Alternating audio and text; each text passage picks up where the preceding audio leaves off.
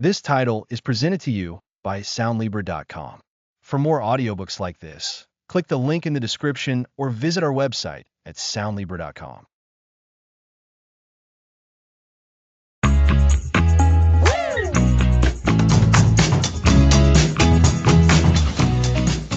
Welcome to the Observation Habit. I'm Alex. And I'm Lisa. Just a quick heads up before we get started. While we're discussing focus and well-being, this isn't medical or professional health advice, so be sure to consult a professional for your specific needs. Great point. Now, have you ever felt like you're missing something, even when you're looking right at it? Oh, all the time, Alex. It's like our brains are on autopilot, filtering out so much information just to keep us moving. Exactly. And that's what this first episode is all about. The unseen world that surrounds us and what happens when you learn to see more of it. So, it's not about having X-ray vision, but about training our everyday perception? Precisely. Our senses are constantly gathering data, sights, sounds, smells. But our brains often dismiss most of it as irrelevant. What if you could consciously choose what to focus on? That sounds like a superpower you can actually develop. It's just our default filtering system. Well said. This filtering is essential for survival, preventing brain overload. But imagine being able to fine-tune that filter to be more intentional about what you perceive. So, the unseen world is really the world of details we usually overlook because our brains don't prioritize them for immediate tasks. Spot on. It's the subtle nuances, the tiny details, the connections we miss. We are all observers, but active observation is a skill, a muscle we can strengthen. And what's the payoff for strengthening this observation muscle? The benefits are immense. First, your life becomes richer. A simple walk can become an exploration of intricate leaf patterns or shifting light. You find wonder in the ordinary. More magic in the mundane, then. Exactly. Beyond enrichment, active observation is key to deeper understanding. When you truly observe, you grasp things more fully, from new skills to other people's needs. It sharpens your intuition by catching subtle cues. So, more information leads to better insights and decisions. Absolutely. It's also fundamental for creativity and problem solving. Many breakthroughs come from noticing overlooked details or unexpected connections. The world is full of inspiration if you're looking. So, we're moving from being passive spectators to active participants in our own perception. That's perfect. We'll explore how to do this throughout this series, looking at all your senses, understanding environments, and even reading people. We'll also cultivate curiosity. And you mentioned a journal? That sounds like a very practical way to capture it all. Your observation journal becomes a personal archive. It's where you'll start to see patterns emerge, to connect the dots between events. This pattern recognition is where powerful problem-solving skills develop. This habit sounds like it could profoundly change how we live. It can make us more empathetic, insightful, creative, and simply more aware of the richness all around us. This series will equip you with the tools. So, to recap, our brains filter a lot of daily information. By becoming active observers, we unlock richer experiences, deeper understanding, better decisions, and enhanced creativity. It's about consciously engaging with what we perceive. That's a perfect summary, Lisa. We've set the stage for understanding the unseen world and the potential of seeing more. In our next episode, we'll explore the fundamentals of active observation, going beyond just looking. I'm ready to start seeing more. Me too. Remember, the world is always communicating. Are you truly listening? Start noticing what you usually ignore and discover the hidden richness. Next episode, the fundamentals of active observation, beyond just looking.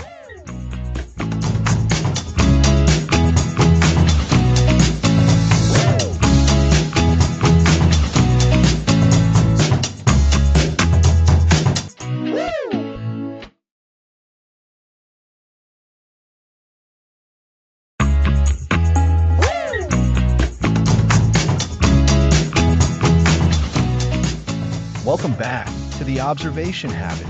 I'm Alex. And I'm Lisa. Last time, we explored the idea of seeing more than we normally do. Exactly, Lisa. In this episode, we're diving into the fundamentals of active observation. We're moving beyond just looking to truly observing. It's about shifting from a passive gaze to an intentional, focused approach. So, we're not just opening our eyes wider, but changing our mindset? Precisely. Think of it like this. You can walk into a room and see furniture, walls, people. That's passive seeing. Active observation means noticing the light on an object, the subtle way someone is standing, a quiet hum you didn't consciously register.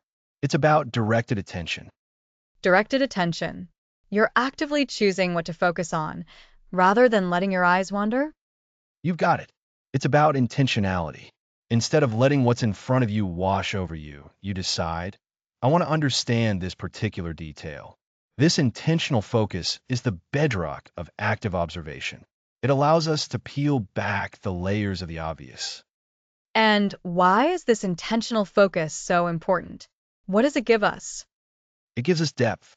It lets us gather richer information. When you're actively observing, you're not just getting a snapshot, you're collecting data. You're building a more complete picture because you're seeking out the nuances, the details that often go unnoticed.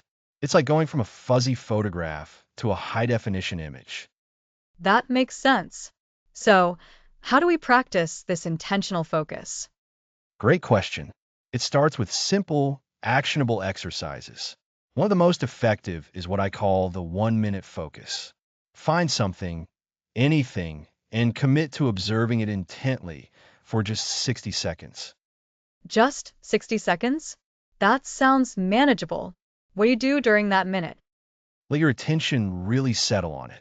If it's an object, notice its color, its texture, its shape, any imperfections, how the light plays on it.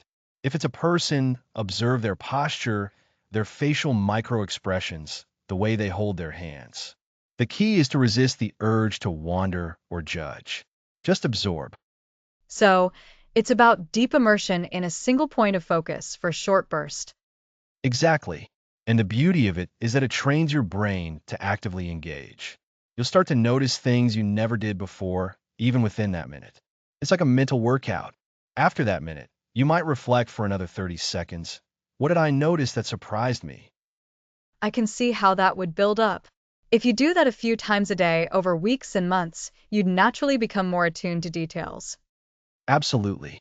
And it helps us address common mental blocks. One of the biggest is distraction. Our minds are constantly flitting from one thought to another or from one external stimulus to the next. Oh, I'm definitely guilty of that. My mind races. It's a human tendency. The 1-minute focus exercise helps to counter this by teaching your brain to anchor its attention. It's a deliberate practice of bringing your awareness back to the present, to the chosen subject, over and over again. So, it's not about eliminating distraction, but about learning to manage it. Precisely.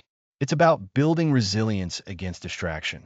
Another block is the tendency to categorize things immediately. We see something, and our brain instantly slaps a label on it. That's a chair. That's a grumpy person.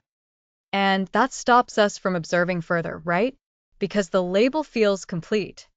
Exactly. When you label something, you often stop looking. You think you know it. Active observation encourages us to hold back on the judgment and the categorization, at least initially. It's about seeing the object or the person or the situation as it is before your mind rushes to assign meaning. So, instead of just seeing a chair, you might notice the specific wood grain, the way the legs are angled, a scuff mark on one side. Yes, and that deeper sensory intake is the goal. It's about exploring the what and the how before we jump to the why or the who. This practice of delaying judgment is crucial for uncovering truly novel insights. It sounds like it requires a certain level of patience. It does, but it's a patience not of passive waiting, but of active engagement. It's the patience of a detective examining a clue, not the patience of someone waiting for a bus. And this leads us to another fundamental principle. Directed attention is powerful, but it's even more potent when we expand our awareness to include all our senses. So we're not just focusing on what we see, but what we hear, smell, feel, even taste if it's relevant? Exactly. This is where observation truly comes alive. We've been talking about seeing, but what about the subtle sounds in a room, the ambient temperature, the texture of the fabric on a seat? Engaging all your senses creates a richer, more immersive experience of observation. That's a fantastic bridge. So, to recap this episode, we've established that active observation is about intentional focus, moving beyond passive seeing. We've introduced the 1 minute focus exercise as a practical way to train this skill, teaching us to manage distraction and postpone judgment. This practice allows us to gather richer information and build a more complete picture. And we've hinted at the next crucial step, engaging all our senses to truly unlock a deeper level of perception. It's not just about what meets the eye, but what permeates all our awareness. I'm already feeling more aware. So, in our next episode, we'll be diving deep into that symphony of perception, exploring how to truly engage all our senses. You won't want to miss it. Next episode, engaging your senses, a symphony of perception.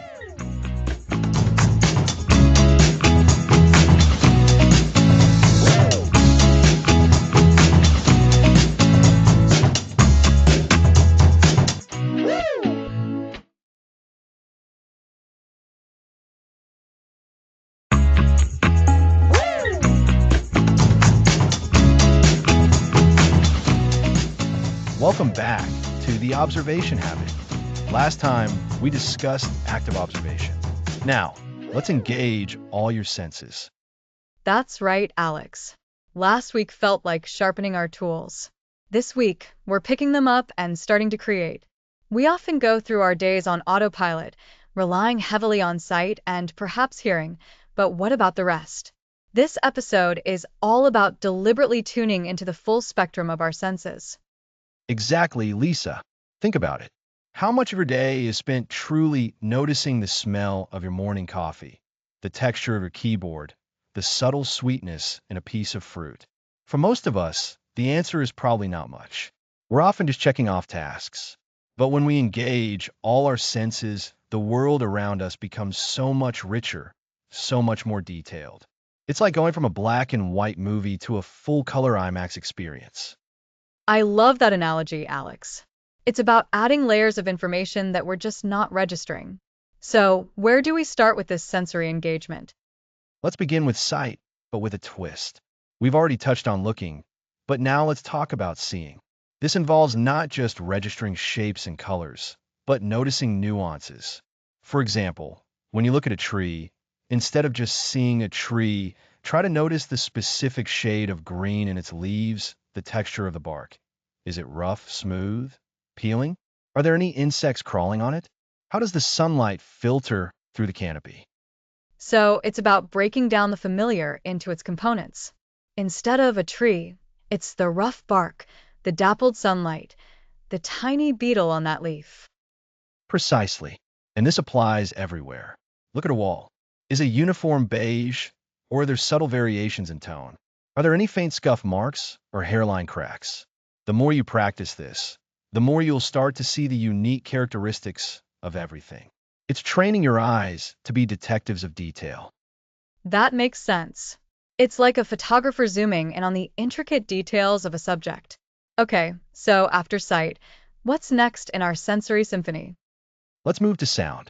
This is fascinating because so often we hear what we expect to hear, or we filter out background noise. Active listening means tuning into the entire soundscape. Imagine you're sitting in a park. What do you hear? Well, I hear birds chirping, maybe some distant traffic, perhaps children laughing. Good. Now, push that further. Can you distinguish different types of bird calls? Is the traffic a steady hum, or are there individual car horns? Can you hear the rustling of leaves? Perhaps the gentle creak of a bench, the sound of your own breathing? It's about distinguishing individual notes in what might otherwise seem like a jumble. So, Instead of just nature sounds, it's the sharp chirp of a sparrow, the deep rumble of a truck, a faint whisper of wind through the pine needles. Exactly. And this skill is invaluable for understanding your environment and later for understanding people. You can learn to pick up on subtle shifts in tone of voice, the rhythm of someone's speech, or even the ambient sounds that might tell you something about their surroundings. I can see how that builds. Now, what about smell and taste? These feel a bit more deliberate. They do, and they're incredibly powerful for memory and detail. Let's start with smell. Our sense of smell is directly linked to our memory centers. When you consciously experience a scent, you're creating a stronger anchor. Try this. The next time you're eating something, really take a moment to inhale its aroma before you even take a bite. What notes do you detect? Is it earthy, sweet, floral, pungent? So, for example, with an apple, I might smell a crisp sweetness, maybe a hint of something almost floral. Perfect. Or with a cup of tea, is it herbal, malty, grassy, or smoky? Don't just think tea smell. Break it down. This sensory detail helps us appreciate what we're consuming and makes the experience more memorable. And this naturally leads to taste, doesn't it? Absolutely. And here, we can practice mindful eating. When you take a bite, don't just chew and swallow. Pay attention to the initial taste. Is it sour, sweet, bitter, salty, umami? Then, as you chew, how does that flavor evolve? Do new notes emerge? What is the texture? Is it smooth, crunchy, chewy, creamy? Is there a lingering aftertaste? This sounds like it would make even a simple snack feel like a culinary exploration. It's about slowing down and being present with the food. Precisely. It's not just about nourishment. It's about experiencing the sensation. And remember, these senses work together. The smell of coffee greatly influences its perceived taste. The texture of a food can enhance or detract from its flavor. By consciously engaging each sense, you're building a more complete picture. So, we've covered sight, sound, smell, and taste. That leaves texture or touch. Touch is fundamental. We often use it for immediate safety. Is something hot or sharp? But it also provides a wealth of information about the world. Think about the different textures you encounter daily. The smoothness of a polished stone, the soft fuzz of a peach, the crispness of a starched shirt, the rough grain of unfinished wood. Even my own clothes, the difference between cotton, wool, or synthetic fabric. Exactly. And when we're actively trying to observe, we can deliberately touch things, when appropriate, of course. Feel the coolness of a metal railing, the slightly yielding surface of a leather seat, the intricate pattern on a woven basket. This tactile information grounds us and adds another layer of data to our perception. It sounds like the goal here is to move away from a singular, dominant sense and embrace them all as a team. That's a wonderful way to put it, Lisa. Our senses are like instruments in an orchestra. If only one instrument plays, the music is incomplete. But when all of them play in harmony, you get a rich, complex, and beautiful symphony. By deliberately engaging each of your senses, observing the subtle visual details, listening to the nuances of sound, exploring the complexity of smells and tastes, and feeling the richness of textures, you're creating a much more vivid and detailed understanding of your surroundings. You're not just observing, you're experiencing. And this multisensory awareness, this richness of perception, will be so crucial for what comes next, isn't it? Absolutely. Because when you can perceive more, you can understand more. And next time, we're going to explore how this heightened sensory awareness helps us to read the room, to pick up on the unspoken cues and the overall atmosphere of any environment. Fascinating. So, to recap this episode, we've learned to deliberately engage all five of our senses: sight, sound, smell, taste, and touch. By breaking down familiar experiences into their sensory components and being mindful of the nuances, we create a richer, more detailed perception of the world around us, like tuning into a beautiful symphony rather than just a single note. You've got it. And that detailed perception is the foundation for everything we'll explore further. Next episode, Reading the room, environmental awareness.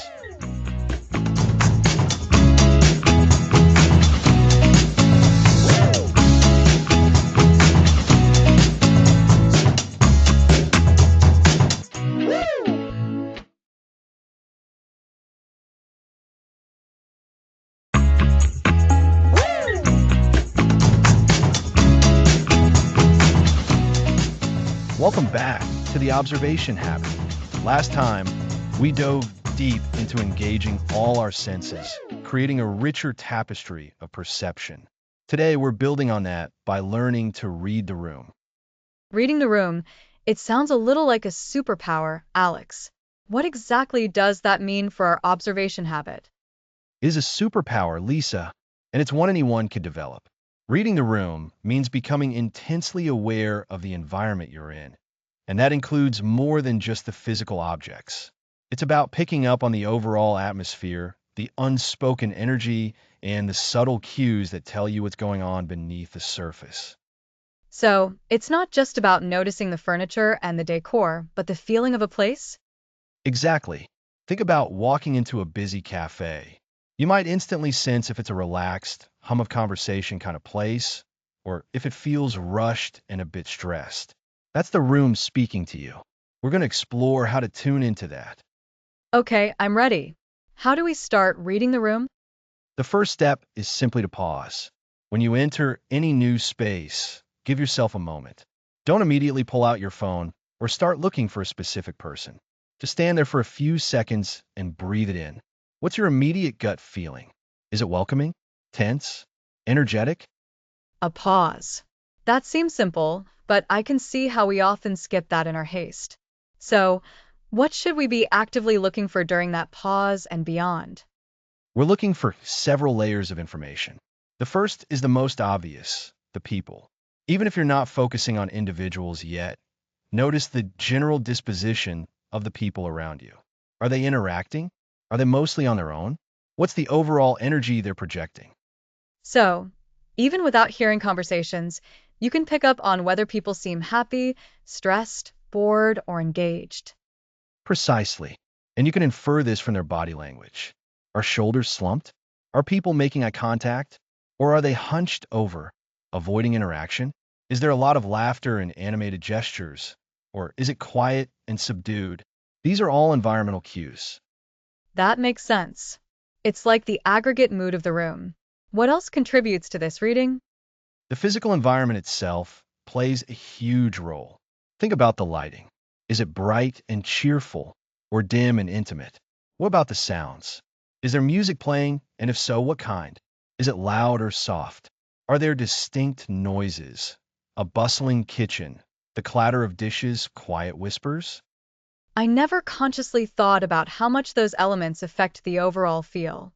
A quiet cafe with soft jazz feels completely different from a sports bar with loud music and shouting fans, even if both are full of people. Absolutely. And remember, these elements aren't arbitrary. They're often designed to create a specific atmosphere and influence behavior. Think about how a fast food restaurant might have bright lights and upbeat music to encourage quick turnover, while a fine dining restaurant might have dimmer lights and quiet classical music to promote a slower, more relaxed experience.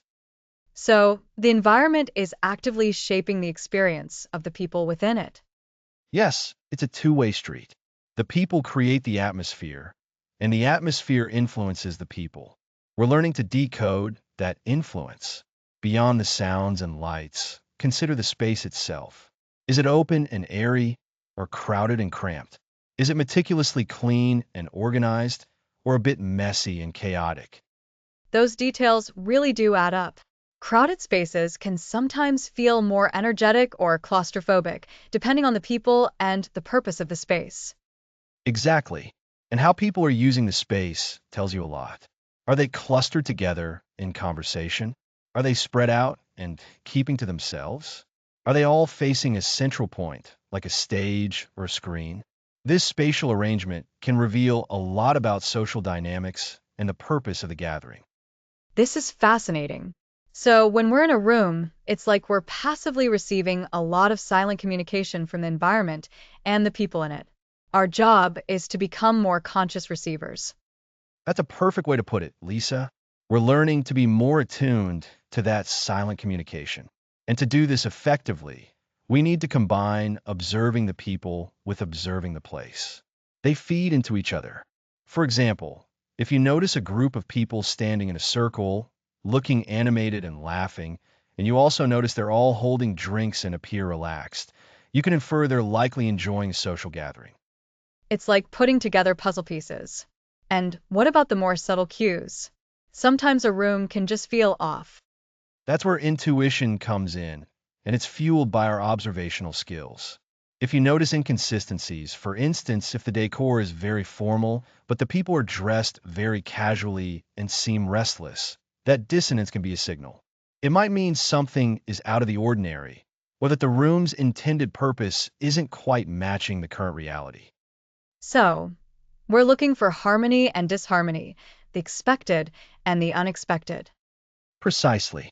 And to get good at this, practice is key. On your next outing, whether it's a coffee shop, a park, or even a waiting room, make a conscious effort to do that pause. Then, quickly scan the room. What's the dominant mood? What are the people doing? What's the physical environment like? Don't analyze too deeply at first, just gather the raw data. So, a quick mental snapshot: mood, people's actions, and the physical space. Yes, and over time, you'll start to notice patterns within yourself. You will recognize which environments make you feel energized and which ones drain you, and you'll understand why, based on the cues you're picking up. This awareness can also help you navigate social situations more effectively, whether you're in a business meeting or at a party. It's not just about observation for observation's sake, then. It has practical applications in how we interact and feel in different spaces. Absolutely. By becoming better at reading the room, we become more adaptable, more empathetic, and frankly, more comfortable in our surroundings. We're no longer just passive occupants. We're active participants who understand the subtle language of a space and its inhabitants. We're essentially building a more nuanced understanding of context. So, to recap, reading the room involves pausing upon entry to sense the overall atmosphere, observing the general disposition and body language of people, noting physical environmental factors like lighting and sound, considering how the space is being used, and looking for both harmony and dissonance. That's a fantastic summary, Lisa. It's about creating a holistic picture by integrating all these sensory and observational inputs. This deeper awareness of our surroundings is a crucial step in developing a robust observation habit because it primes us for even more detailed observation, especially of individuals, which we'll explore next time. Looking forward to it. Next episode, The Art of People Watching, Unlocking Behavioral Clues.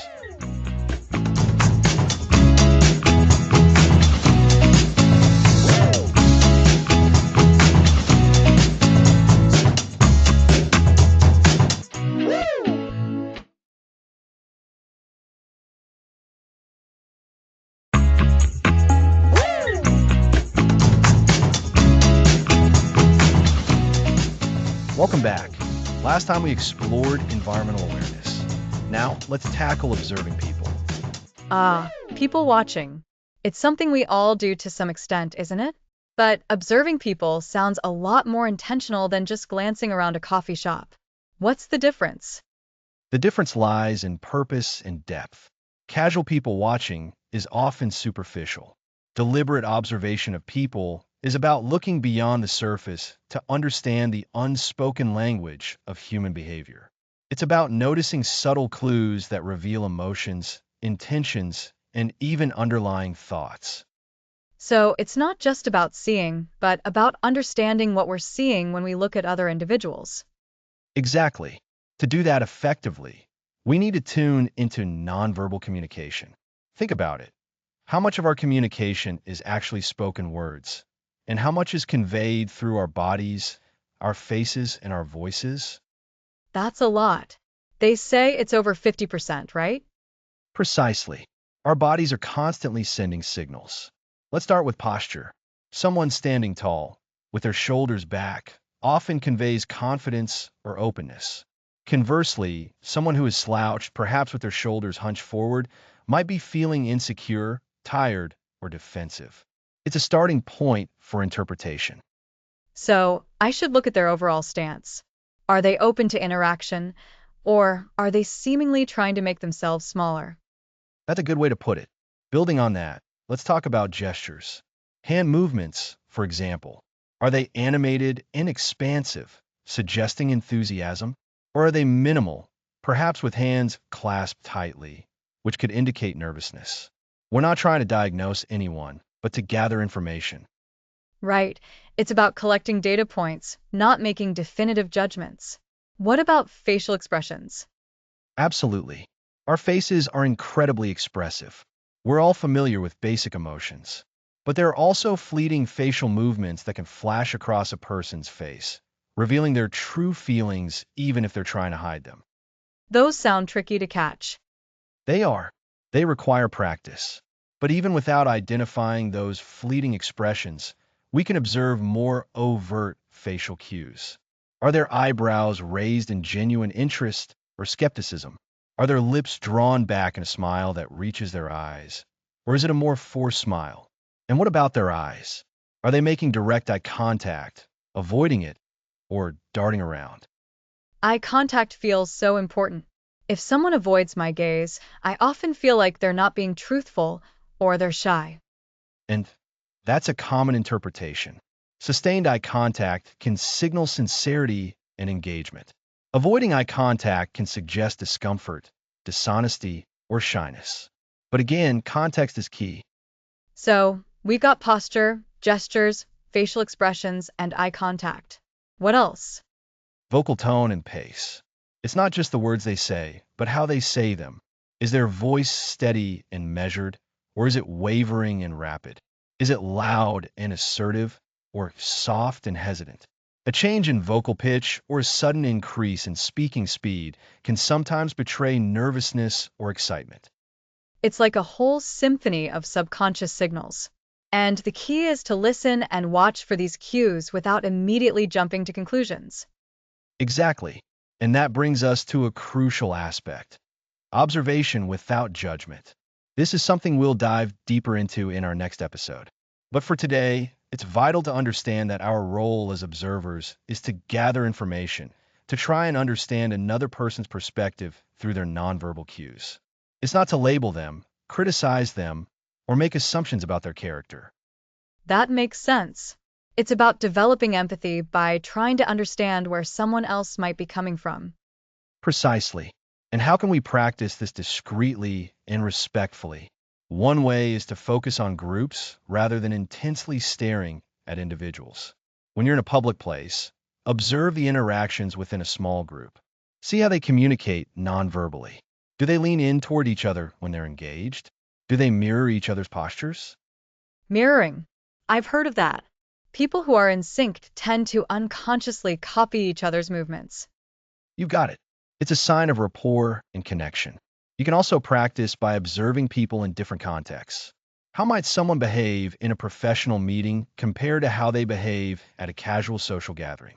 The subtle shifts in their nonverbal communication will tell you a lot about their adaptation to different social environments. I can see how this would require a lot of practice. It's like learning a new language, the language of the body. It really is. Fluency comes with consistent exposure and mindful practice. So, to recap what we've covered today, the art of people watching is about going beyond surface level observations to understand behavioral clues. We'll look at posture, gestures, facial expressions, eye contact, and vocal tone and pace. These nonverbal cues are powerful indicators of internal states. And crucially, we aim to observe without judgment, using these insights to build understanding and empathy. So, it's about being a detective of human interaction, but one who seeks to understand rather than convict. A fantastic analogy, Lisa. By tuning into these subtle signals, we can gain a much richer appreciation for the individuals around us. This deeper understanding will be even more powerful when we learn to combine it with a truly non-judgmental approach, which is our topic for the next episode. Excellent. So much to think about. Indeed. Next episode, the power of non-judgmental observation.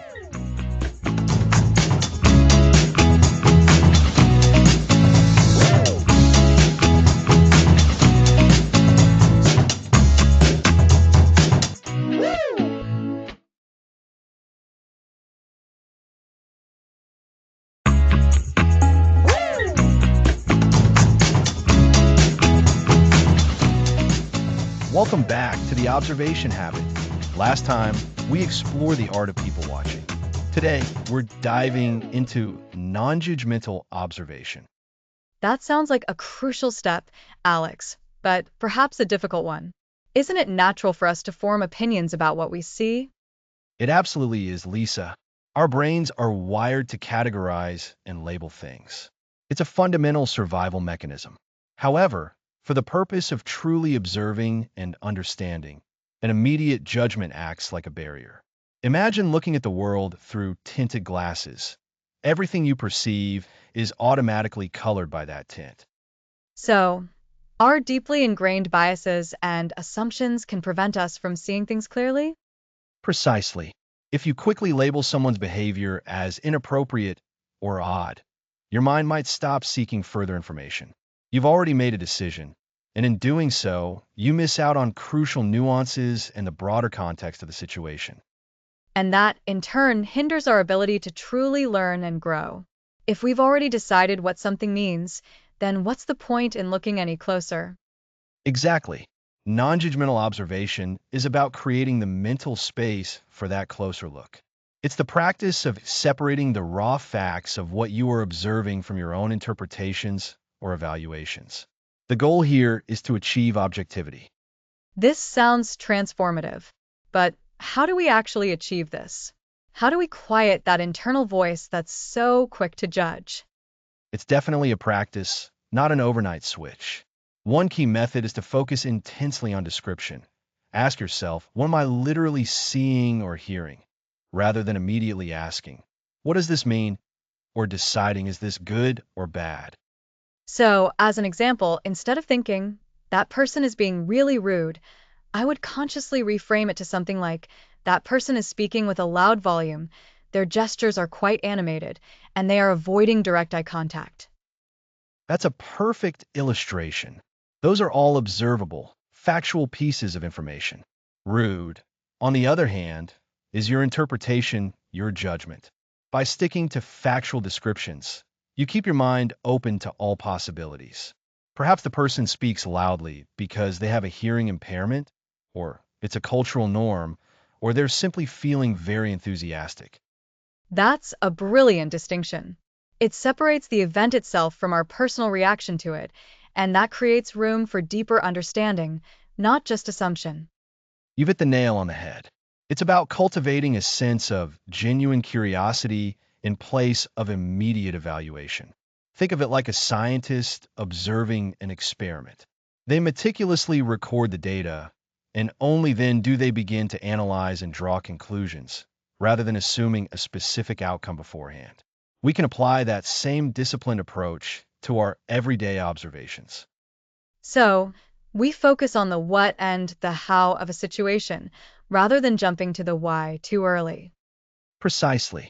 And when questions about why do arise, they should stem from genuine inquiry, not pre-existing assumptions.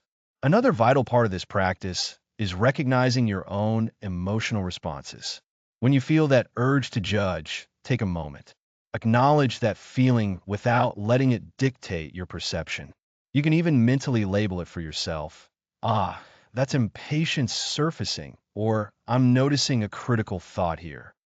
That sounds very much aligned with mindfulness, the practice of being aware of your internal thoughts and feelings without necessarily reacting to them. It is indeed a powerful overlap with mindfulness, and it's incredibly effective. This self-awareness is what breaks the automatic cycle of judgment. It grants you a conscious choice. You can either react impulsively based on your instant assessment, or you can choose to observe objectively. Each time you make that choice, you strengthen your observational abilities. It feels like we're evolving into a neutral witness of life, simply seeing things as they unfold. That's a wonderful way to put it. This state of neutrality is profoundly liberating. Releasing the constant mental burden of judgment frees up a significant amount of your cognitive energy. Consider all the mental resources we expend justifying our judgments. By letting go of that, we become far more present and available to what's actually happening. It's like shedding a heavy, uncomfortable coat in warm weather. You feel so much lighter, and you can move so much more freely. That's a fantastic analogy. Non-judgmental observation is truly foundational to the entire observation habit. Without this practice, our ability to spot meaningful patterns, understand complex human interactions, or develop genuine empathy becomes severely limited. If we quickly decide someone is difficult, we might completely miss the subtle signs that they're actually struggling or in distress. So, to summarize this for our listeners, non-judgmental observation is about the crucial act of separating observed facts from our personal interpretations. We consciously choose descriptive language, acknowledge our emotional reactions without letting them steer our perception, and adopt a curious, almost scientific, mindset. The ultimate aim is to gather raw, unfiltered data rather than relying on preconceived notions. That's a perfect summary, Lisa. It's all about creating that neutral, open space where true observation can then flourish. What we believe something means is often quite different from what it actually is. By releasing the immediate need to judge, we open ourselves up to receiving richer, more accurate, and more profound understanding. This practice is a cornerstone that truly helps us absorb more from the world and understand it better. It's such a powerful concept, and I can already feel the potential freedom it offers. I'm committed to being much more mindful of this in my own observations. That's the spirit, Lisa. And this very objectivity, this ability to see things as they truly are without the fog of judgment, leads us directly and naturally into our next exploration. When you start observing without those judgmental filters, what blossoms almost instinctively? Ah, I think I see where this is heading. So, in our next episode, we'll be exploring how this practice of non-judgmental observation acts as the perfect catalyst for cultivating our curiosity. Exactly. Join us as we delve into curiosity, truly the engine that drives our observation habit forward. Thanks for listening.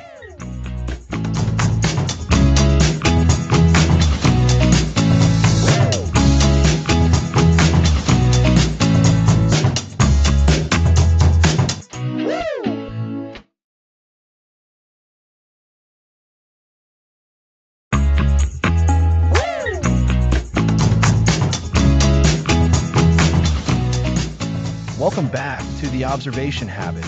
Last time, we explored non-judgmental observation.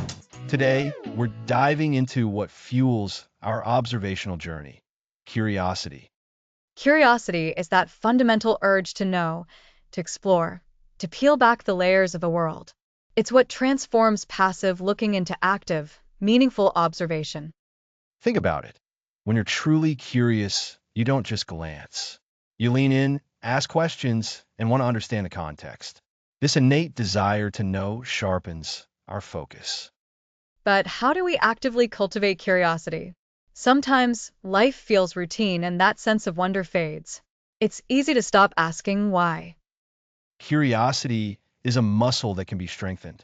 One powerful way is by consciously asking open-ended, explorative questions. What makes a question open-ended? Is it just asking, what color is that car? A what color question is closed. An open-ended question might be, why is that car parked there? Or what might be the story behind those bumper stickers? These invite speculation. So it's moving from the what to the more intriguing why, how, and what if. Exactly. When observing, prompt yourself with these questions. If people are laughing, ask, what might be so funny? Or what's leading to that laughter? This engages your mind. That turns an observation into a mini investigation. Even without definitive answers, the act of asking sharpens our skills. It's about embracing the unknown. Curiosity thrives in that space of uncertainty. There's always more to discover. We often feel pressured to know everything, but a curious mind is comfortable with saying, I don't know, but I'd love to find out. That comfort with not knowing is liberating. It frees you to explore without the burden of immediate judgment. Imagine entering a new situation with a mindset of learning and discovery. Seeking out novelty is another great technique. Trying new things, visiting new places, or taking a different route can spark fresh observations. Novelty is a powerful curiosity trigger. When something is new or unexpected, our brains naturally pay more attention. Think of seeing a new bird or a complex machine for the first time. It's like our brains are wired for discovery. We just need the right stimuli. So, open-ended questions, embracing not knowing, and seeking novelty are key. What else? Engage with subjects that genuinely interest you. What do you love to talk about or read about? Lean into those passions. Your interest will naturally drive curiosity about its nuances. That's a great reminder. Sometimes, in trying to observe everything, we forget to focus on what truly excites us. When we're interested, observation becomes a joy, not a task. Precisely. This passion leads to deeper, more insightful questions. It's a positive feedback loop. Passion fuels curiosity, which drives observation, deepening understanding. So, to recap, cultivate curiosity by asking open-ended questions, embracing uncertainty as an opportunity for discovery, actively seeking novelty, and leaning into our passions. That's a perfect summary, Lisa. This sense of wonder transforms us from spectators into engaged participants. It makes observation a rich habit. To capture these observations and questions, we'll explore a practical tool next time. Sounds like the introduction of our observation journal. I'm looking forward to that. Next episode, Building Your Observation Journal, a personal archive.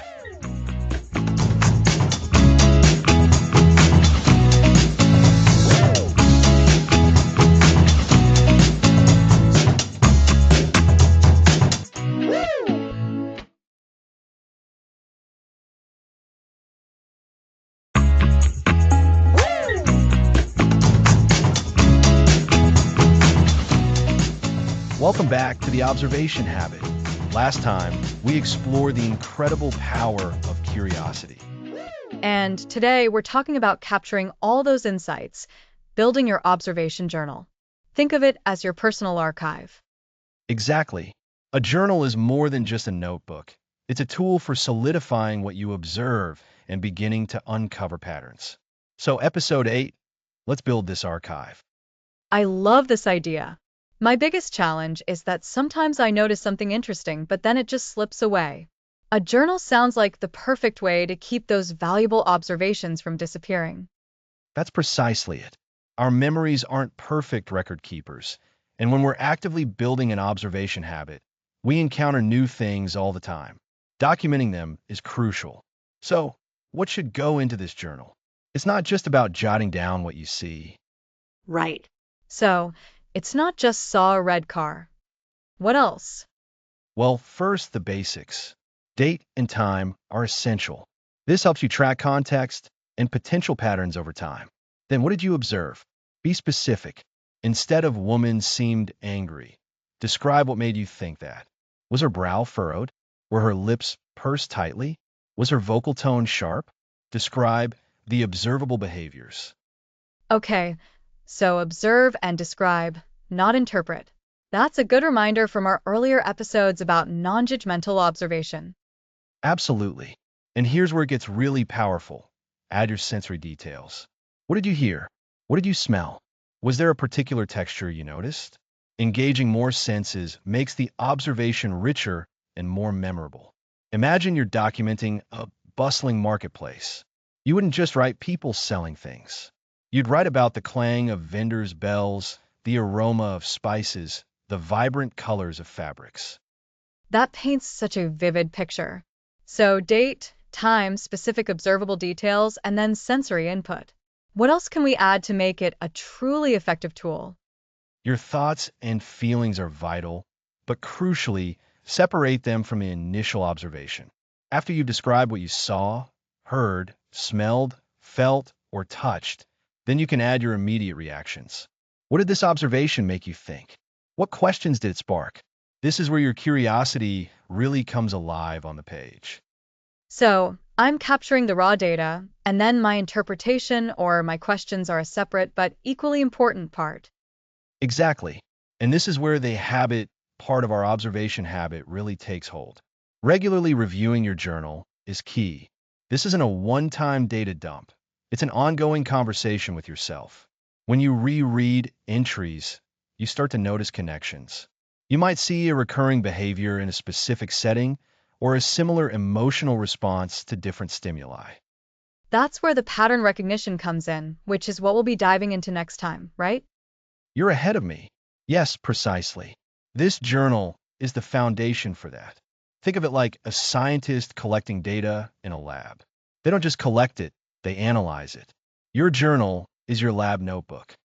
What about different formats? I know some people are purely digital, others love pen and paper. Does it matter? Not all. The best format is the one you'll consistently use. Some people prefer a traditional notebook. They might carry a small one with them and then transcribe more detailed thoughts into a larger journal at the end of the day. Others use note-taking apps on their phones or tablets. The key is accessibility and ease of use. If you have your phone with you constantly, a digital journal might be perfect for capturing those spontaneous observations. I can see that.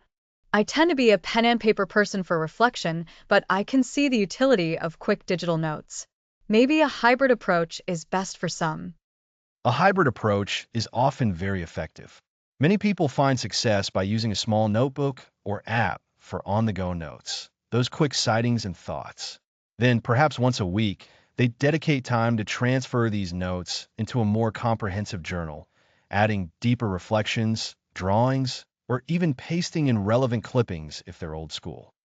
Drawings? That's an interesting idea. It can be incredibly powerful, especially for visually oriented people. Sketching an object, a person's posture, or a scene can help you capture details that words might miss. It's another way of engaging with the observation, making it more active and memorable. This isn't about being an artist. It's about using the act of drawing to look more closely. So, we've got the what and how to record. Let's recap for our listeners. We're talking about an observation journal. What should be in it? First, the essential context, date and time. Second, specific, observable details describe what you see, hear, smell, taste, and touch, rather than jumping to conclusions. Third, your immediate thoughts, questions, and reflections that arise after the initial description. These are the seeds of your insights. And finally, the format is flexible, but consistency is key. Find what works best for you, whether it's a notebook, an app, or a combination. And the real magic happens when you revisit these entries. That's when you start to connect the dots. Precisely. Your journal becomes a tangible record of your journey in observation. It's a place to celebrate your progress, to see how your perceptual abilities are sharpening. It's proof that you're seeing more, understanding better. Remember our early episodes about moving beyond just looking? This journal makes that shift concrete. I'm already thinking about how I'll start mine. Maybe I'll keep a small notebook in my bag for quick observations and a more dedicated journal at home for deeper dives and review. That sounds like a fantastic plan, Lisa. And this practice of documenting and reviewing is going to be incredibly beneficial as we move into our next episode, where we'll explore how to identify those recurring threads and connections, the art of pattern recognition. Your journal will be your primary guide. I can't wait for that. So, to recap, building your observation journal is about capturing not just what you notice, but the context, the sensory details, and your own evolving thoughts. It's a personal archive that fuels deeper understanding and prepares us for uncovering patterns. Well said. Your journal is your personal map to a richer, more observable world. Keep observing, keep journaling. Thanks for listening.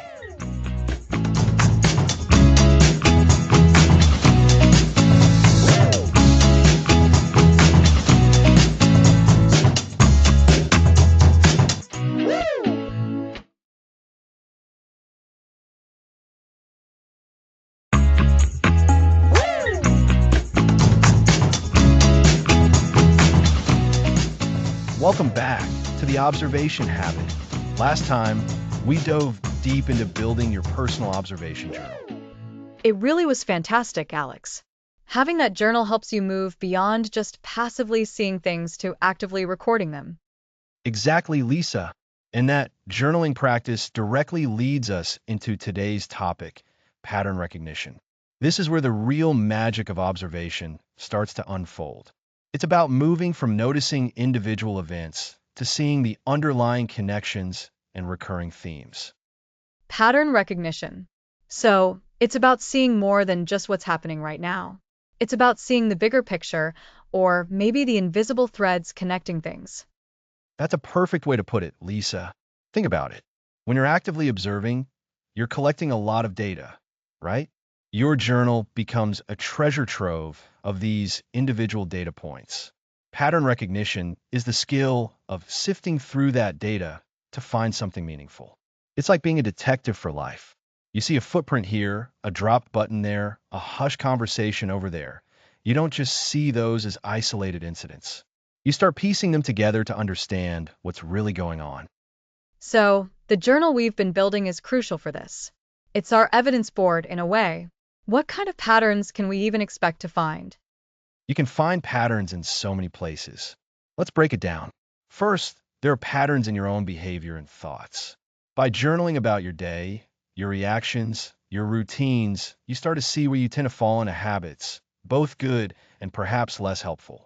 You might notice, for example, that you consistently feel more drained after certain types of social interactions, or that you're most productive first thing in the morning. Oh, I can definitely see that. I've noticed I tend to procrastinate on tasks that feel overwhelming. My journal entries might show a pattern of me putting off those bigger projects until the last minute. Precisely. And knowing that is the first step to changing it. Another major area for patterns is in the environment around you. This could be anything from the flow of traffic at a certain time of day, to the way customers move through a store, to the natural rhythm of the seasons affecting local wildlife. If you're observing your commute, you might notice that taking a slightly different route saves you 5 minutes on Tuesdays, but adds 10 minutes on Thursdays. That's a practical, everyday example. What about with people? We touched on people watching before, but how does pattern recognition apply there? This is where it gets really fascinating.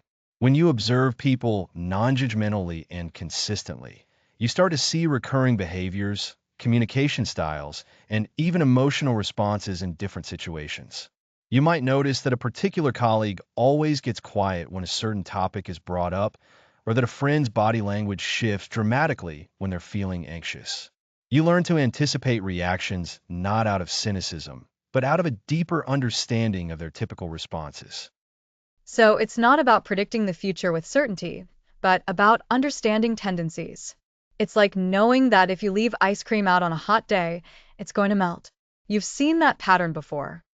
That's a great analogy. You're applying what you've learned from past observations to current situations. Now, how do we actively cultivate this skill? It's not just about seeing the patterns, but finding them. That's the million-dollar question, isn't it? How do we go from a collection of notes to a discovered insight? Well, consistency is key, as we've emphasized throughout this series. The more you observe and record, the more raw material you have. Then, one of the most effective techniques is to regularly review your journal. Don't just write in it and forget it. Set aside time, perhaps once a week, to reread your entries. Look for recurring words, themes, or situations. Are you mentioning the same challenges repeatedly? Are certain people coming up in relation to similar events? So, actively digging through your own notes. What else? Comparison is another powerful tool. Compare observations from different days, different weeks, or even different contexts. For instance, compare how you felt during a quiet morning at home versus a busy afternoon at work. Or compare how two different people handled the same minor inconvenience. What are the similarities? What are the differences? These comparisons often highlight subtle patterns you might miss otherwise. I like that. It's like looking at different pieces of a puzzle and seeing how they might fit together. Exactly. Another technique is to look for contradictions or anomalies. Sometimes, The most interesting patterns are revealed when something doesn't fit the expected norm. If you've observed a generally calm person suddenly become agitated, that's a flag. That anomaly often points to an underlying dynamic or trigger that you can then investigate further. It breaks the mold and makes you ask why. So, the unexpected can be just as informative as the expected. That's good to remember. Absolutely. And as you start to spot these patterns, it's important to ask yourself the why behind them. Don't just note that something is happening, but try to understand why it might be happening. Is there a cause and effect? Is there a motivational factor? This deeper inquiry transforms mere observation into genuine understanding. For example, if you notice you're consistently rushing your meals, the pattern is clear. The why might be that you feel you don't have enough time or you're preoccupied with your next task. That's a crucial step. Otherwise, we're just cataloging without truly learning. We're gathering all the ingredients, but not making the meal. You've got it. And this brings us to a really helpful way to think about pattern recognition, finding the threads. Imagine your life and your experiences are a grand tapestry. Each individual observation is a single stitch. Pattern recognition is what allows you to see the lines and designs woven into that fabric. The recurring colors, the repeating motifs, the way certain threads interlace to create strength or beauty. Identifying these threads gives you a better understanding of the entire tapestry. The tapestry analogy is excellent, Alex. It emphasizes that these aren't isolated events, but interconnected parts of a larger whole. And as you get better at finding these threads, you'll start to see them not just in your own life, but in organizations, in communities, and even in broader societal trends. It allows you to anticipate challenges, identify opportunities, and make more informed decisions. For instance, a business owner might notice a pattern of increasing customer complaints about a specific product feature. Recognizing this pattern early allows them to address the issue before it becomes a widespread problem, saving them time, money, and reputation. So, this skill of pattern recognition, honed through consistent observation and journaling, is incredibly powerful for practical problem solving and decision making. It truly is. We're not just observing to observe. We're observing to understand and then acting on that understanding. And next time, we're going to explore exactly how this powerful skill of observation and pattern recognition translates directly into better problem solving and more effective decision making. We'll see how spotting those threads can help you navigate complex situations with greater clarity and confidence. Fantastic. So, in essence, we've discussed how our journaling practice provides the foundation for recognizing patterns. We can find patterns in our own behavior, in our environment, and in the actions of others. By consistently reviewing our journals, comparing observations, and questioning the why, we can identify recurring themes and understand the underlying forces at play. It's all about connecting the dots and seeing the bigger picture. A perfect summary, Lisa. We've laid the groundwork for understanding the interconnectedness of our experiences. Next episode, observation and action, problem solving and decision making.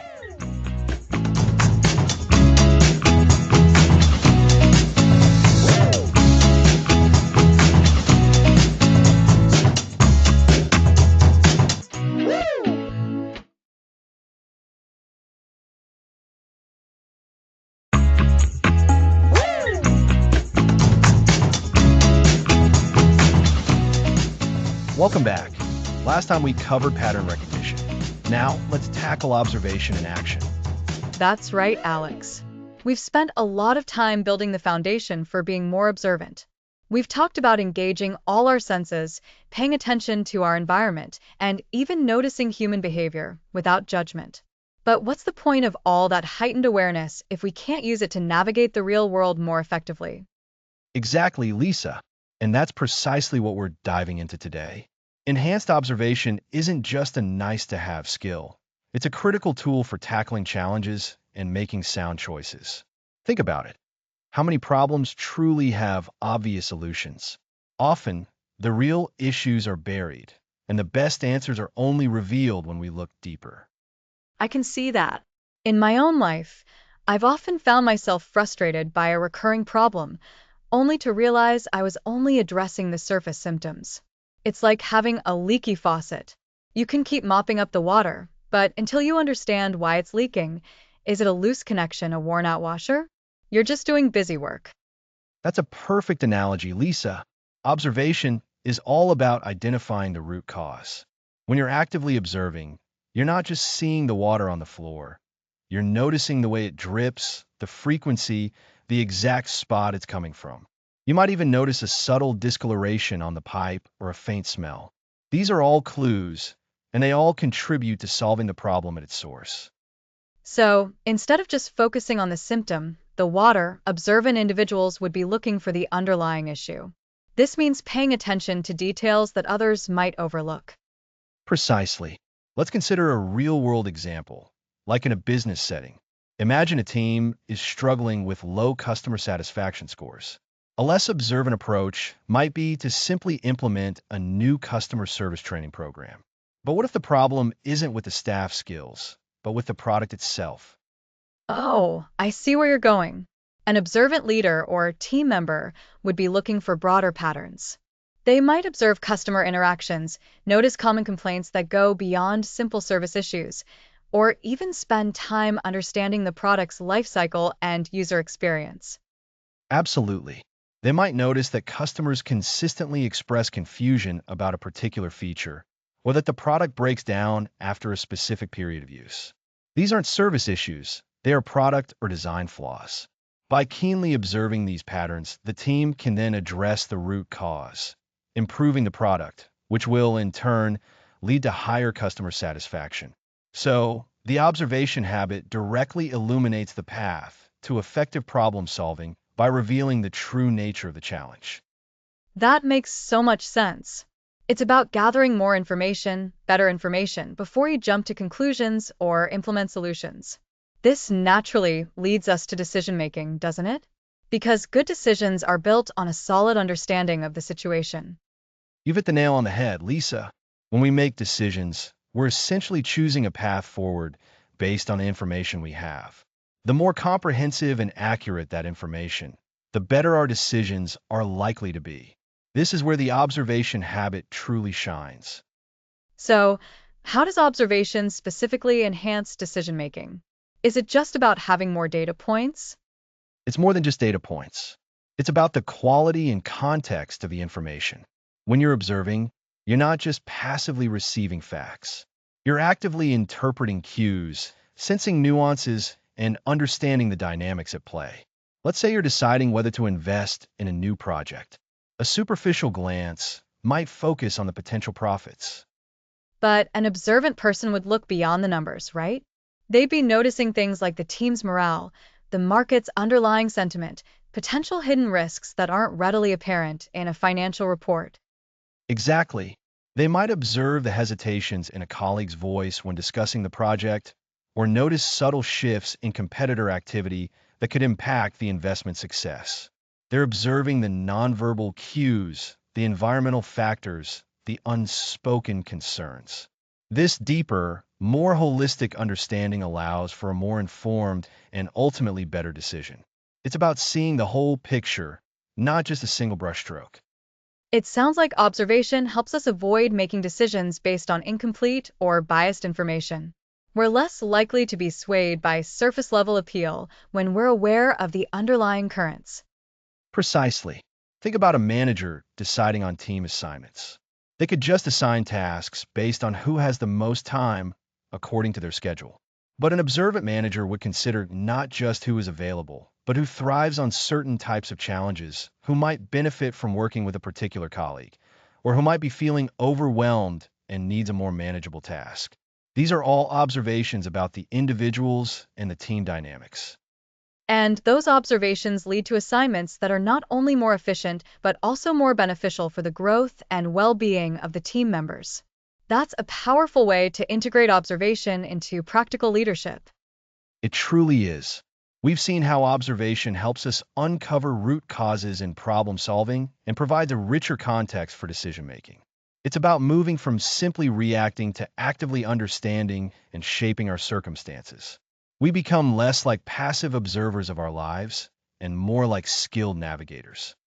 So, to recap what we discussed today, observation is key to effective problem solving because it helps us identify underlying causes rather than just symptoms. It allows us to move beyond superficial fixes and address the core issues.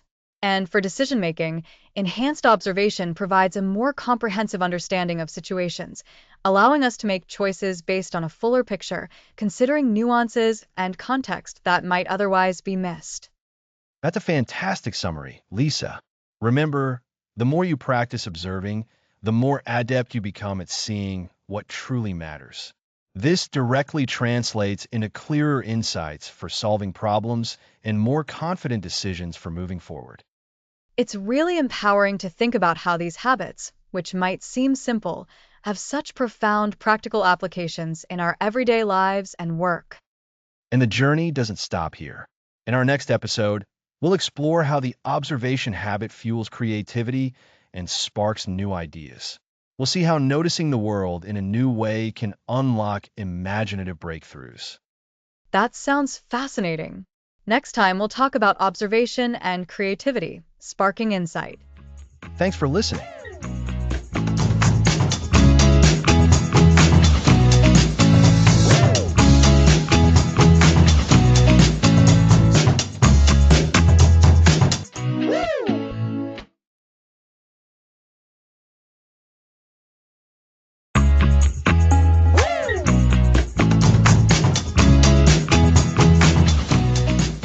Welcome back to the observation habit. We're exploring how paying attention ignites creativity. It's true, Alex. Often, we think of creativity as purely magical, but you're suggesting our observation skills are the real fuel. It's about actively creating the conditions for inspiration. Exactly, Lisa. Creativity thrives on making new connections. The more information we gather through careful observation, the more raw material our minds have to connect. It expands our pantry of ideas. So, being more observant means we have more ingredients for creative dishes. How does this translation from observation to originality actually happen? Well, observation helps us identify gaps and unmet needs. When we look closely at the world, we see what's missing, what causes frustration, or what problems remain unsolved. Noticing these leads to fertile ground for innovation. That classic, wouldn't it be great if, often stems from an observed imperfection. That resonates. I often think products or services could be better, but I'm not always sure how to turn that observation into something concrete.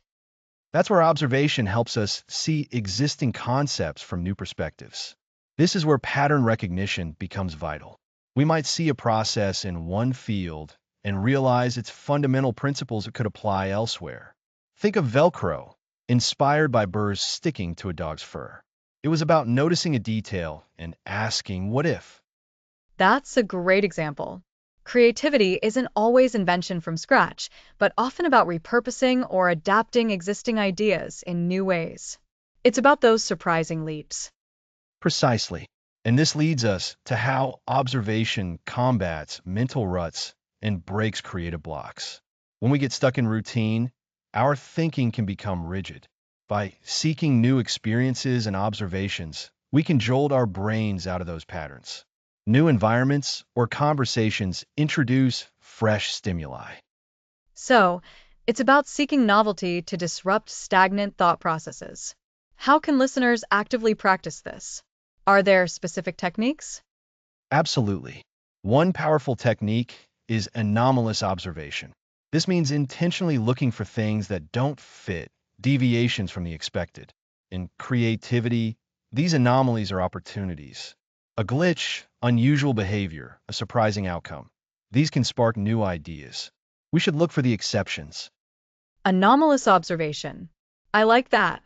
It trains the brain to spot the unusual. Precisely. Another is sensory immersion. Go somewhere and just experience it with all your senses. Don't analyze yet, just absorb. What colors, sounds, textures, smells do you notice? The richer your sensory input, the more connections your mind can make later. Many creatives report breakthroughs after simply observing an environment. That ties back to engaging all our senses. It's about being fully present, truly perceiving. How have great thinkers used observation for creativity in specific fields? Consider Leonardo da Vinci. His notebooks are filled with detailed observations of birds, anatomy, water. These informed his inventions and art. He saw the mechanics of a bird's wing and conceptualized flying machines. And a writer like Jane Austen, who observed the social nuances and conversational patterns of her time. Her vivid characters and timeless stories come from capturing those subtle interactions. Exactly. Or Elon Musk. His innovations often stem from observing inefficiencies. He sees a problem, observes the current state, and then brainstorms radical new approaches. He's observing the problems. So, for listeners wanting to boost their creativity, what's a practical step they can take today? Dedicate 5 minutes each day to actively looking for something you've never noticed before in your immediate surroundings. It could be a leaf pattern, how light hits a building, or an interaction between strangers. Just notice it. Jot it down in your observation journal. That's a manageable challenge. Just 5 minutes. And journaling, it creates a record that can connect with future observations, fostering those novel associations. Precisely. To recap, keen observation fuels creativity by expanding our ideational pantry, allowing us to see concepts from new angles and breaking mental ruts. Techniques like noticing anomalies and sensory immersion enhance this, as seen in historical innovators. By looking for the unnoticed, we provide our minds with varied inputs for generating original ideas.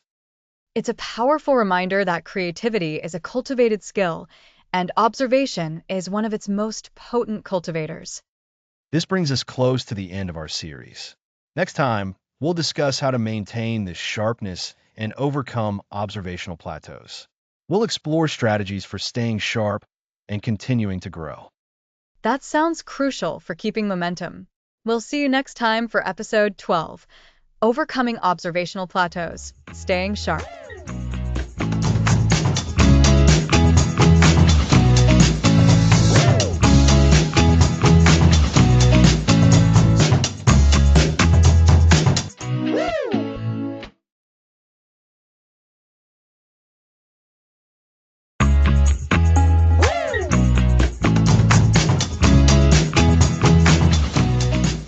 Welcome back. Today we're tackling a common challenge with any habit, the plateau. That's such a great topic, Alex. It's easy to get excited when you start out, but then life happens, or things just start to feel routine. It's like learning a new skill. At first, it's exhilarating, but then you hit that point where progress feels slower. How do we push past that observational plateau? Exactly. Think about it like training for a marathon. In the beginning, every mile feels like a victory, but eventually you stop seeing huge gains in speed or endurance. Plateaus are natural. The key is recognizing them and having strategies to overcome them. For observation, it means going from simply looking to actively seeing in new ways. So, what are some of those strategies? How do we reignite that spark when the familiar starts to feel a little dull? One of the most effective ways is to deliberately introduce novelty. Our brains are wired to pay attention to new things. If you find yourself observing the same commute, the same park, or even the same group of people regularly, try changing your perspective or your environment. Take a different route to work, visit a park at a different time of day, or even just sit on a different bench. That makes sense. Shaking up our routine forces our brains to engage differently, right? It's like when you go on vacation to a place with totally new sights and sounds, you're naturally more observant. Precisely. And beyond just changing your physical environment, you can change your focus. When we observe, we often focus on the obvious. To overcome a plateau, intentionally shift your attention to the less obvious. For instance, if you're people watching, instead of just noting what someone is wearing, observe their posture. Are they relaxed or tense? What does their body language tell you about their mood or their situation? Oh, that's a great point. It's about digging deeper than the surface level. So, We're talking about actively seeking out the subtle details that we might have previously overlooked because they weren't part of our initial observation focus. Exactly. Another powerful technique is to try and observe from a different role or perspective. Imagine you're a detective, a biologist studying behavior, a painter looking for color and form, or even a child seeing the world for the first time. Each of these roles encourages a different kind of seeing. What would a detective notice about this interaction? What colors stand out to a painter? I love that. It's like putting on different mental glasses. That would naturally lead you to different observations and insights than your usual perspective. It pushes you to reevaluate familiar scenes. So, we've talked about changing environment and changing focus. Are there other ways to keep the observational muscle strong? Absolutely. It's crucial to actively resist complacency. Complacency is the enemy of observation. This means consciously questioning your own assumptions and interpretations. When you make an observation, especially one you've made many times before, ask yourself, am I sure about this? Is there another explanation? This critical self-reflection keeps your mind sharp. That's about being an active participant in your observations, not just a passive recipient. Not just accepting what you see at face value, but really engaging with it. That's a perfect way to put it. And building on that, actively seek out viewpoints that challenge your own. Engage in conversations with people who have different backgrounds and experiences. Their perspectives will highlight things you might miss and offer new ways of understanding the world around you. Exposure to diverse viewpoints is like a mental workout for your observational skills. It's like cross-training for your brain. You're not just doing the same exercises over and over. Precisely. Now, remember our discussion on the observation journal in episode 8? Continuing to use that journal, but with a specific intention to push boundaries, is key. Instead of just recording what you saw, try to dedicate entries to specific observational challenges.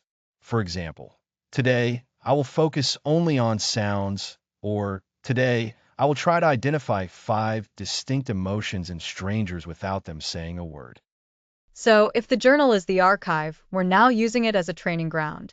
What kind of advanced techniques might be helpful for those of us who have been practicing for a while? For those who have a solid foundation, consider techniques like habitual observation reversal. This is where you consciously try to stop observing something you normally would, and instead focus your attention on something you usually ignore. For example, if you always notice the people in a cafe, try to focus intensely on the architecture, the lighting, or even the sounds until you can describe them in great detail. This forces your brain to reallocate observational resources. That sounds almost counterintuitive, but I can see how it would work. By deliberately withholding attention from the familiar, you heighten your awareness of the unfamiliar. It's like recalibrating your sensory input. Exactly. Another advanced technique is what I call observational triangulation. This involves approaching the same subject or situation from at least 3 entirely different angles or methods of observation within a short period. For instance, you might observe a public space visually, then listen intently to the ambient sounds and conversations, and finally, try to imagine the history or unseen forces at play in that space. The synthesis of these different observational streams can reveal much deeper insights. Observational triangulation. I like that. It's about gathering multifaceted data. You're not just getting a picture, you're getting a whole panorama with depth and context. Right? And finally, embrace periods of deliberate unfocusing. Sometimes, the best way to sharpen your observation is to consciously let your mind wander for a while. This isn't about being lazy. It's about allowing your subconscious to process and connect information in the background. When you return to focused observation after such a period, you often find new clarity and insight. It's like letting your garden rest so it can produce more fruit. So, to recap for our listeners, to overcome those natural observational plateaus, we can introduce novelty by changing our environment or focus, consciously resist complacency by questioning our assumptions, actively seek diverse viewpoints, use our observation journals for specific challenges, and explore advanced techniques like habitual observation reversal and observational triangulation. And even intentionally allowing for periods of unfocusing can be beneficial. You've got it. These strategies are about keeping your observational curiosity alive and well, ensuring that your practice remains vibrant and insightful. Remember, the goal isn't just to see more, but to understand better. And to do that, we need to keep pushing ourselves. Pushing ourselves, staying curious, and always finding new ways to see the world. It sounds like a lifelong journey, which is exciting. It absolutely is. And speaking of journeys, we've reached the culmination of our own series. Next episode will bring everything together in our final episode, where we explore what it means to be a truly integrated observer, living a life rich with awareness. That sounds like a fantastic way to wrap things up. We'll see you there.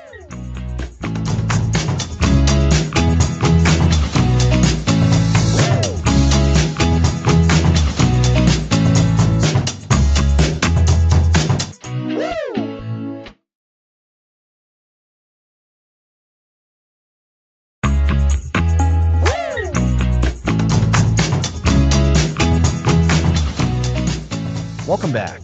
Today we discuss the integrated observer, weaving this habit into our lives. It's incredible how far we've come, Alex. This isn't just a set of techniques. Exactly. Remember the fundamentals? Active observation means intentionally directing attention, asking questions, and seeking information. And it wasn't just about sight. We delved into engaging all our senses. The smell of rain, the texture of a book, the city's hum. These add richness when we pay attention.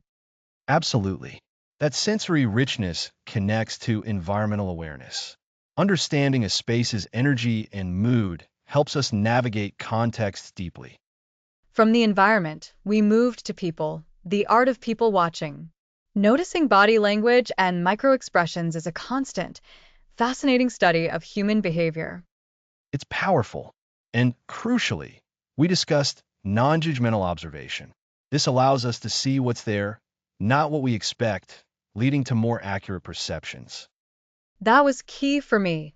Separating observation from opinion, gathering information before concluding. Then, we introduced curiosity as the engine of observation, driving us to look closer. Curiosity ignites observation, and the observation journal helps nurture that spark. It's our personal archive, strengthening our skills like a muscle. My journal is proof that practice pays off. That leads to pattern recognition. Seeing threads connect seemingly unrelated things.